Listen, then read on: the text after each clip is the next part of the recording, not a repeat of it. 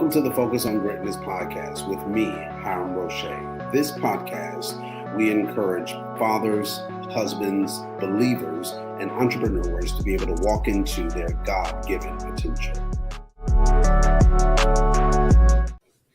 Hello, everybody. How you doing? And welcome to the Focus on Greatness podcast. I am your host, Hiram Roche, and as always, it is truly an honor to be able to be here with you, my greatness tribe. Hey, listen, we have been on, I would say, a wonderful journey together throughout this month that we have stamped March being March Madness, where we have pushed ourselves to dive in together into my first book, Start with the Finish in Mind. If you haven't gotten your copy, the link is in the description. You can be able to get your copy now because I believe that this workbook is something that is essential to where and what we are trying to push and do in this season of our lives. And that is something that we are trying to go after, our vision, our dream, our goals. And sometimes the reason why we are not able to go after or obtain those things is not because we don't have the desire. Sometimes it's not even the aspect because we don't have the drive.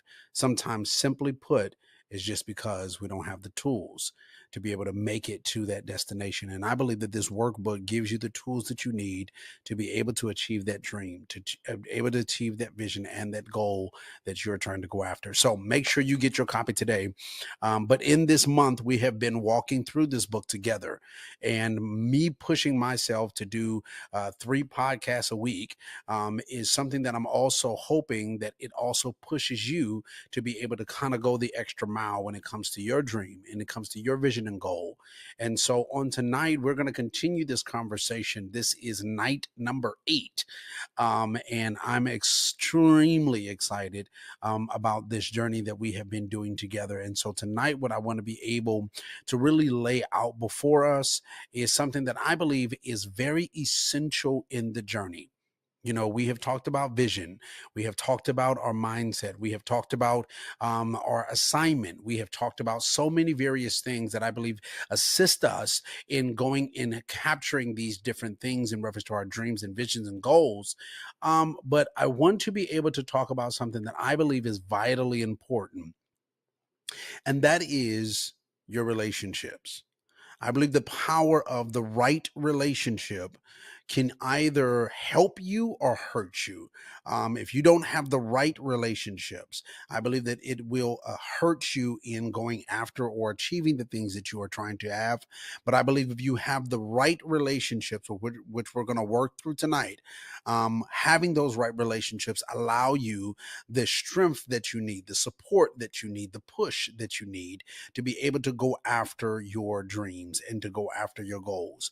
So I'm going to give unto us 3 points that I've been kind of doing this pattern with us, going after 3 points that I want to be able to deal with on tonight that I believe is going to help us to be able to walk through this together. So the first thing that I want to be able to really lay out is why relationships shape our future. Why relationships shape our future. I want to look at a prime example that I believe, which is going to come out of 1 Samuel chapter 18. And we're going to read verses 1 through 4. And I believe that this is going to start this conversation off the right way.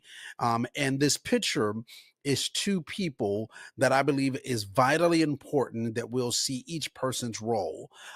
These 2 people are David and Jonathan. Now, David is the one that God has anointed to be able to be the next king in line to take over after Saul. And God had already anointed David for this purpose and for this responsibility. And now God has aligned through different things. God has aligned for now David to be in this position to now function and flow in or work in and be in and live in the kingdom with Saul. And Saul's son, who is Jonathan, becomes very connected with David. Matter of fact, it says that they basically were like brothers. Their relationship was so tight. It was so knitted together that you were able to see the authenticity of real love as a brother. And so the scripture says in 1 Samuel chapter 18, verses 1 through 4. Let's read this together. This is what it says. It says, "And it came to pass when he had made an end of speaking unto Saul, that the soul of Jonathan was knit with the soul of David, and Jonathan loved him as his own soul. And Saul took him that day and would let him go no more home to his father's house. Then Jonathan and David made a covenant because he loved him as his own soul. And Jonathan stripped himself of the robe that was upon him and gave it to David, and his garment, even to his sword, and to his bow, and to his girdle. Now, why is this important? One of the things that we recognize in this context of scripture is that David is anointed to be king. David's anointed to be king. In the process of David being anointed to be king, God aligns him to be able to be now in the castle, in the kingdom, living with Saul. God, I believe, by his sovereignty, unites David with Jonathan. And the first thing that Jonathan does is they make a covenant with each other. And the covenant that Jonathan makes puts him in the place where now he's giving David garments, clothing, sword, bow, all the things that he would need living in the kingdom. Now, I believe that this is important because what we see is Jonathan believed in David's future before David became king. So the type of relationships and the type of friends that I need, or people that I need in my life for the vision, for the dream, for the goal, are individuals that believe in this dream, that believe in this vision, that are able to believe in it enough that they're able to help equip me for the work before the work even gets here. They're able to help me to be able to get the material or the things, or be that influence or that push that I need in this specific space. Now, let me lean into this a little bit more, because one of the things that I personally recognize through this context of scripture is that I believe that the relationship, one, is important when you see Jonathan and David, because David had never lived in a kingdom. David was a shepherd boy. So David was always working outside. So I believe that the relationship that David had to have with Jonathan was knitting him or assisting him, giving unto him the wisdom, giving unto him the mindset, giving unto him the behavioral context that will help him to be able to walk in his vision, his dream, and his goal. The assignment that was on David's life needed the right relationships so that he can be able to have someone, the relationship that would influence his decisions, his habits, and his mindset. He needed someone in his life that would help guide him into the place that he was supposed to go. But he would not be functioning into this place or walking in this direction, I believe, if he had the wrong relationships. Wrong relationships, what we're about to talk about now, wrong relationships is this other part that we don't want. And what I want to be able to break down is I want to break down, there are, I believe, three types of people in our lives. This is the relationship context that we're looking at. There are three different types of people in our lives: either destiny pushers, either distractions, or destiny destroyers. I'm going to read this again. I'm going to say this again. I'm reading off my notes so I can make sure I stay on task. Destiny pushers, distractions, or destiny destroyers. Let's break this down. A destiny pusher is someone that encourages you and builds you. So when you are looking for or looking at the relationships currently in your life, who pushes you towards your destiny? Who pushes you towards your dream? Who is the one that is encouraging you? to go after the dream? Who is the one that's encouraging you or giving you tools to help build the things that you need to build for the vision that you're going after, for the goals that you're trying to achieve, for the thing that that you want to make happen in your life? Who is the relationship, the people in your life that is the right relationships that's pushing you to the very thing that you're supposed to do? Those individuals are considered as destiny pushers. Those are destiny pushers. Those are people that push you into destiny. Those are people also that kind of give you these I would say positive agitations. They are the ones that ask you the questions, the hard questions, or the ones that check you on stuff, that knows that what you're doing or how you're talking or how you're thinking does not align with the dream, with the vision or the goal. So they say different things, or they act a certain way, or they treat you a certain way to remind you of where you're trying to go. These are destiny pushers. Every journey begins with a single step, but what if you knew exactly where that journey was meant to end? I wrote the book for people like you, people that have dreams, people that have goals, people that want to walk in their own business, create their own legacy, but just don't know where to start. This book is a handbook. It's a bunch of tools that gives you the steps that you'll need to be able to walk into the destiny, the dream, the life that you desire and should have for you. And start with the finish in mind. You'll discover how to redefine your purpose, build on actionable roadmap, and stay focused on the outcome that truly matters. With practical advice, real life stories, and a faith-driven approach, Start with the Finish in Mind will equip you to set clear, purpose-filled objectives, navigate challenges with resilience, and build a legacy that you'll be proud of. Start with the Finish in Mind by Hiram, Roche, your guide to purposeful living and lasting success. One of the things, for example, that my mentor does for me and has said to me, and I'm gonna read this scripture context again in a minute, but one of the things that he has said to me just as a push is, in a nutshell, we know where your destiny is. We know what the assignment is for your life. We can tell what the goal is or what God is trying to do next in your life, right? We can be able to see that. But let me ask you a question. Is the action that you're doing, is that decision that you're making, does that align with your vision? He's not critiquing me per se on what I'm doing. He's not trying to be a mean person, right? He's not doing that at all. What he's doing is he's pushing me, my mindset, my character, the way that I function, my behavior. He's pushing me towards my vision, towards the assignment. That's a destiny pusher. So here is very simple for this one, but here is the distraction. The distraction type of relationship is someone that can be well-meaning, like they mean well, but they're misguided.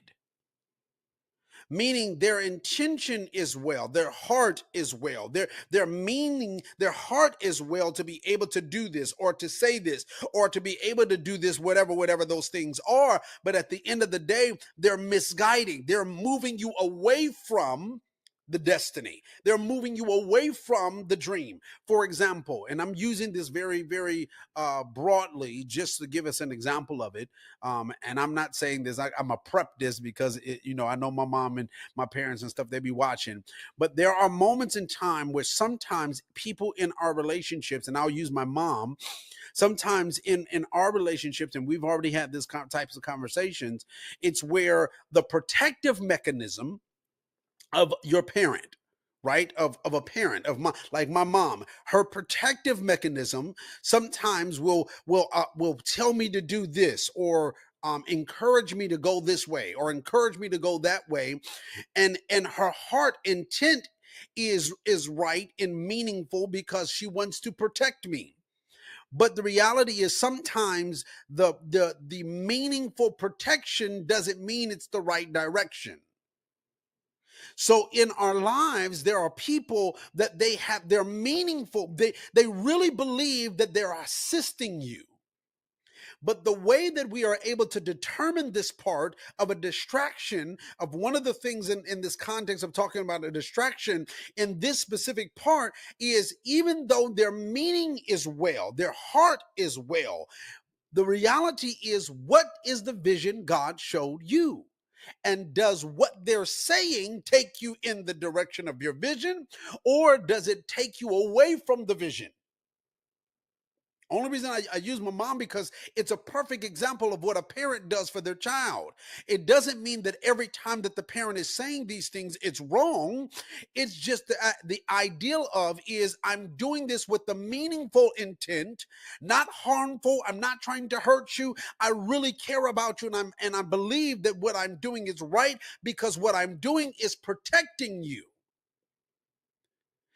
But in the reality of it, we have to be able to say, is this meaningful decision, or this meaningful statement, or this meaningful thing that you're doing, is it aligning me with the vision, or is it pushing me away from the vision? Is this a distraction from where I'm supposed to go?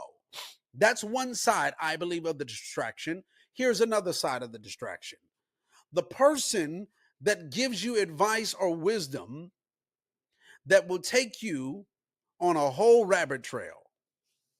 Now, we're just talking about advice. We're just talking about the types of relationship. Let's add this part: the relationship that you know don't go with the vision. Why is you over here doing this in this relationship, knowing that your vision takes you over here? I know you like it. I know you enjoy it. I know you might love it, but is it a distraction, or do they push you to destiny? Let's ask the question. Does this relationship that you are currently in, does this help you to get to where you're supposed to go? Now, I'm not just talking about romantic relationships. I'm talking about friendships. I'm talking about even coworkers. Does this context of the relationship assist you in getting to the place that you're assigned to be? Because if they do not, this relationship is a distraction. Okay. All right. Now let's hit this last one, which is destiny destroyers. These are the people that I would dare to say this way. I'm going to say it this way first, just to be a little gentle. These are the people that may have tried at a point of their life. They might have tried to go after their dream. They might have tried to do their goals, and they did not succeed, but they quit. They didn't keep pushing. They didn't keep going on. They quit. And that moment made them believe that it'll never happen. No one can achieve their dream. These conversations of people achieving their dreams and visions is just another trickery that people do. And it's another scam. So they don't believe that people can actually achieve their goals. They don't believe that people can actually achieve their dreams. So when you start communicating your vision, and you start trying to communicate your dreams and say the things that you want, that you desire to do and to be and to become, these are the toxic negative influences. These are the people that be like, man, you can't ever do that. I remember when you tried this and this and this, and you wasn't blah, blah, blah, blah, blah. I mean, you can't even be consistent enough, and you can't blah, blah, blah. Like, they're always negative, but their negativity is the thing that is their negativity is always attacking your dream, always going after your goal, always going after your vision. They always have something negative to say about the thing that you want to accomplish. These are the people that drain you emotionally. These are the people that drain you mentally. These are the people that take the life out of you in the midst of the conversation.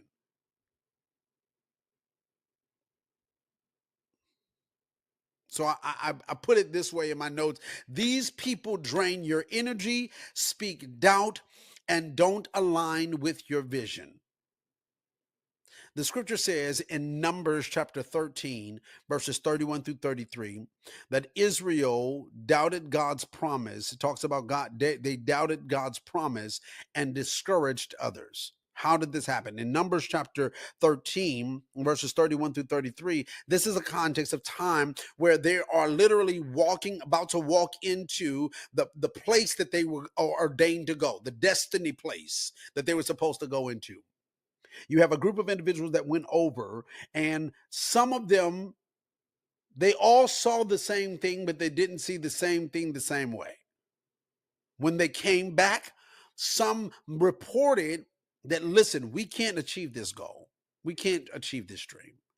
We can't really achieve this vision. Like, this is impossible for us to be able to do this, because we are small. We don't have enough strength to be able to actually go over there and conquer against these giants of the land. We see ourselves, here's the statement, they see us as like grasshoppers, real small, able to be destroyed easily. And they started to influence the crowd of people around them with this negativity, where people start to doubt, can we actually do this? Have you ever had a conversation with somebody, and because of their negative thought, their negative mindset, their negative toxic atmosphere that they were setting, it made you question your own ability to be able to achieve your dream, your own ability to be able to go after your own goal? These are destiny destroyers. These are people that destroy, that suck the life out of the moment, the dream, the thing that you're trying to go after. So what I want us to recognize is it's vitally important to make sure that we have the right relationships in our lives, because the right relationships will push us toward our vision, will push us toward our goals, will push us toward our destiny. The wrong relationships will have you give up on it altogether. Hear what I'm saying? The right relationships will push you towards your destiny. The wrong relationships will drain the life out of you, where you want to just give up on it altogether. And I want to make sure that me and you are in the right relationships. People that are pushing us, encouraging us, helping to build us to go after our destiny. So here's how we can do this together. All right, this is how we can do this together. These are 3 ways that I believe we are able to surround ourselves with the right people. Number 1, pray for divine connections.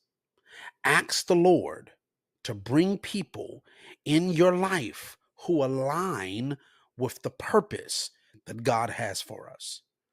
I'm going to say this again.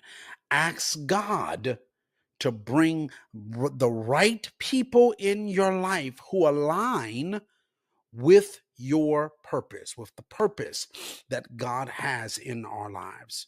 Number 2, evaluate your circle honestly. I want you to do this in the evaluation. I want you to take some time, and I want you to make a list of your closest relationships. Literally, I want you to make a list of those, the people that are close in your life. You don't have to put everybody. I'm talking about those that are in what we would consider, as some would say, that holies of holies, that close circle of people that you have in your life. And I want you to ask this question to yourself. Are they pushing me forward or holding me back? Now, when you're asking this question, I want you to be honest. You have to also ask this question as well, because the relationships that we're talking about is not only external, but you have to always deal with also yours internally. Are the outside relationships that I put on this list, are they pushing me forward or are they holding me back? Here's the next thing I want you to do in the same evaluation. Ask yourself, Are you doing the work? Because here's the thing, we can get lost in this question of, are they pushing me forward or holding me back? And we can make this assumption that some people are holding us back. And then the reality of it is, they're not holding you back. You're just not doing the work. So we have to evaluate this accurately. This is in a depiction of, I'm trying to do the work or I'm doing the work. And these people, are they pushing me forward or are they holding me back? If they're holding you back, ask yourself how. Ask yourself how are they pushing you forward? And how are they holding you back? Because this gives unto you the clarity in the evaluation. Okay? Here's the last one. Number 3. I need you to be the person you want to attract. I'm going to say it again. I need you to be the person you want to attract. So if you want a certain type of relationship, if you want the destiny pushers in your relationship, the people that build and push and encourage you to be able to go after your dream, your goal, and your desires, I need you to be the same thing to others. I want you to be strong, motivated, purpose-driven people. I want you to be that person around other people that are around you. Co-workers, encourage them, push them. People in your family, encourage them, push them, because you are going to attract what you become. If you're always negative and you always the one that's the downer, you are going to attract downers. But if you want to be able to encourage people and build people and to motivate people to go after their dreams and their goals, those are the type of people that you're going to attract. So again, I need you to pray for divine connections. I need you to evaluate your circle honestly.